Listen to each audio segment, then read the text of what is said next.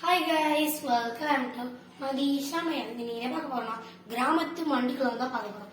வீடியோக்குள்ள போய் மணி சேனல் புதுமையா லைக் பண்ணிருங்க, ஷேர் பண்ணிருங்க, சப்ஸ்கிரைப் பண்ணிருங்க. இப்போ வாங்க வீடியோக்குள்ள போகலாம்.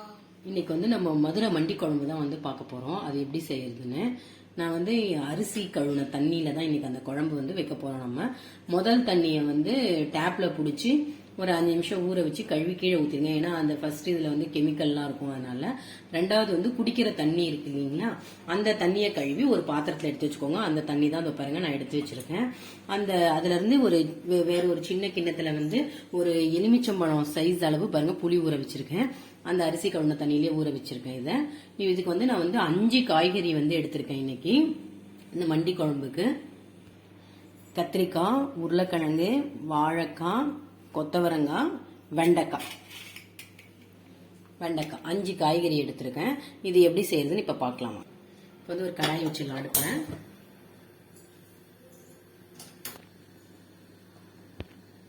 இந்த குழம்பு ஃபுல்லா நம்ம மிளகாத்தூள் எல்லாம் போட்டு செய்ய போறது இல்ல, வெறும் பச்சை மிளகா போட்டு தான் செய்ய போறது. நான் அதனால ஒரு 2 பேருக்கு இந்த குழம்பு வைக்கிறேன். ஒரே ஒரு பெரிய வெங்காயம் ஒண்ணு நீட்டா நம்ம பிரியாணிக்கெல்லாம் நறுக்கும் இல்லைங்களா, அந்த மாதிரி நறுக்கி வச்சிருக்கேன். ஒரு கருவேப்பிலை கருவேப்பிலை எடுத்து வச்சிருக்கேன். ஒரு 7-8 பச்சை மிளகாயை கீறி வச்சிருக்கேன். 2 தக்காளி பொடியா நறுக்கி வச்சிருக்கேன். அந்த அரிசி கழுவுன தண்ணியில தான் நம்ம புளியை கரைச்சி ஊத்தி வைக்க போறோம். நமக்கு எவ்வளவு தண்ணி தேவையோ அந்த அளவுக்கு எடுத்துக்கினா போதும்.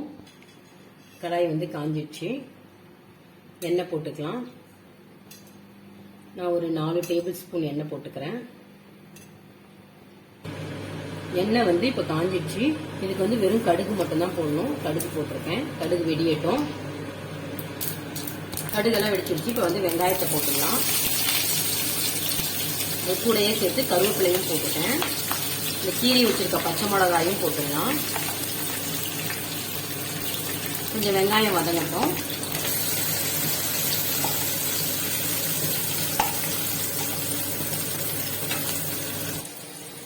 பாருங்க, வெங்காயமும் பச்சை மிளகாயும் வதங்கிடுச்சு. இது ரொம்ப பொன்னிறமா வதங்கணும்னு அவசியம் இல்லை, வதங்கினா போதும். இப்ப நறுக்கி வச்சிருக்க இந்த 2 தக்காளியுமே ஆட் பண்ணிடலாம்.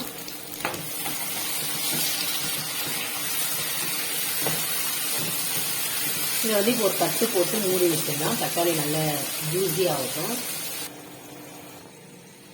திறந்து பார்க்கலாம். பாருங்க, தக்காளி வெங்காயம் எல்லாம் நல்லா வதங்கிடுச்சு.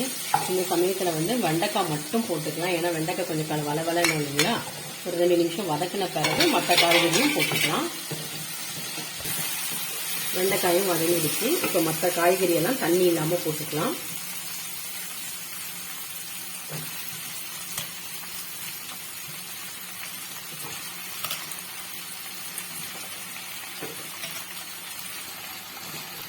எல்லா காயும் போட்டுட்டு நல்லா கலந்து விட்டுருங்க. கொஞ்சம் நம்ம இதை மூடி வைக்கணும். ஏன்னா புளியெல்லாம் ஊற்றிட்டா கத்திரிக்காய்லாம் வேகாது. அதனால நல்லா ஒரு கலக்கி விட்டுட்டு நம்ம தட்டை போட்டு மூடி வச்சிடலாம். இதை திறந்து பார்க்கலாம். பாருங்க, இப்பவே இந்த காய்கறி பச்சை மிளகாய் எல்லாம் சேர்ந்து ஒரே நல்ல வாசம். எல்லா காய்கறியும் நல்லா வதங்கிடுச்சு. இப்போ இந்த குழம்புக்கு தேவையான உப்பு போட்டுடலாம். உப்பு போட்டுட்டேன். கொஞ்சம் மஞ்சத்தூள் போட்டுக்கலாம். போட்டுட்டு இது எல்லாத்தையும் நல்லா கலந்துடலாம். உப்பு, மஞ்சத்தூள் எல்லாத்தையும். இப்போ ஊற வச்சிருக்க அந்த புளியை கரைச்சி ஊற்றிக்கலாம். இந்த அரிசி கழுவுன தண்ணி இருக்கு இல்லைங்களா, அதை ஊற்றியே நம்ம இன்னும் கொஞ்சம் புளி கரைச்சிக்கலாம்.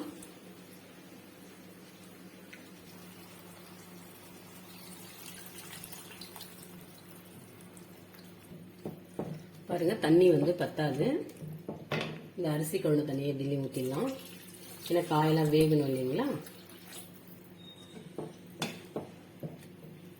இந்த குழம்பு தண்ணியா ரசம் மாதிரி தான் இருக்கும். ஆனா நல்ல டேஸ்டா இருக்கும். இதுக்கு தொட்டுக்க சைட் டிஷ் எல்லாம் எதுவுமே வேணாம். இதுல இருக்க இந்த காய்கறியும் ரொம்ப நல்லா இருக்கும். இப்ப கொதிச்ச உடனே ஒரு தட்டு போட்டு மூடிடலாம். உப்பு காரம் செக் பண்ணிக்கோங்க.